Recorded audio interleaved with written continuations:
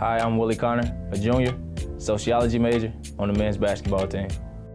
Grew up on the west side of Chicago, inner city, middle child, single mother. Cause where I'm from, my family, we know everybody in the neighborhood. So everybody in the neighborhood knew like I was one of those kids that didn't want to go down the wrong path or didn't want to do everything else that a lot of my friends and a lot of my younger cousins were, falling victim to, like selling drugs, not going to school, hanging out on the street corner every day. Along with my community and my family, they didn't let me do anything like that.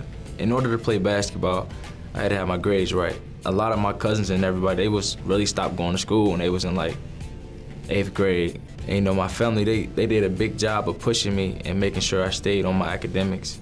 I chose sociology because, like I say, where I'm from, I want to go into law. Where I'm from, it's a lot of things that, me going into law, I can go back and help my neighborhood or my community or Chicago as a whole do. So, with law, I want to be like a probation officer because, I know a lot of the younger kids that's growing up now in Chicago. And when I go back in the summertime or the little visits that I do have, I try to go and like talk to them. I can tell them like just a couple years ago, I was right here with you. Like I saw everything that you're seeing. He's thinking beyond the next 5 minutes. He's a bright kid that's thinking about helping people that are in similar situations as he was in growing up. My freshman school, I got a scholarship to go to Chicago Hope Academy, which was a private school. You had to pay to go there. So I figured, okay, if I can use basketball to help me get into this school and I don't have to pay, I can somehow use basketball to go to college and not pay. I started out at Florida A&M, and I found out that I'm a credit short. I stayed there my first year even though I wasn't able to play.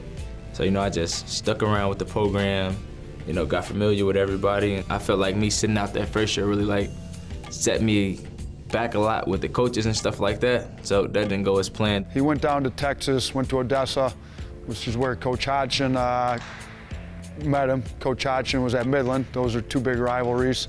Guess he played pretty well against Coach Hodgson. He played pretty well against everybody. He averaged quite a few points, shot it well at Odessa, and we had a need for some scoring on the perimeter, and Coach Hodgson brought him up.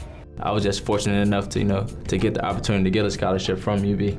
Got to call home and tell my uncles and my granddad and all of them that, this is where I'm gonna be for the next 2 years. It was actually fun to come out here on my visit, see the locker room. The locker room was great. Toured around here, saw this little walkway where they had the pictures of the coaches, the men's and the women's coach. I saw everything that they didn't have at FAMU to make them know that, they appreciate the athletes, for everything that they was doing.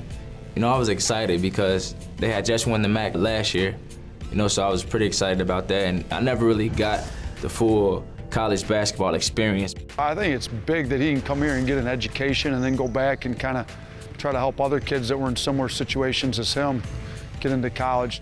On behalf of me and, the men's basketball program, that, we really do appreciate, everything that they have, done for us. I know that some of us don't get the time to, actually sit down and talk to them and, give them the one-on-one conversations and tell them like we thank you and we appreciate you, but we really do appreciate everything that you guys do for not only men's basketball program, but the whole UB as well.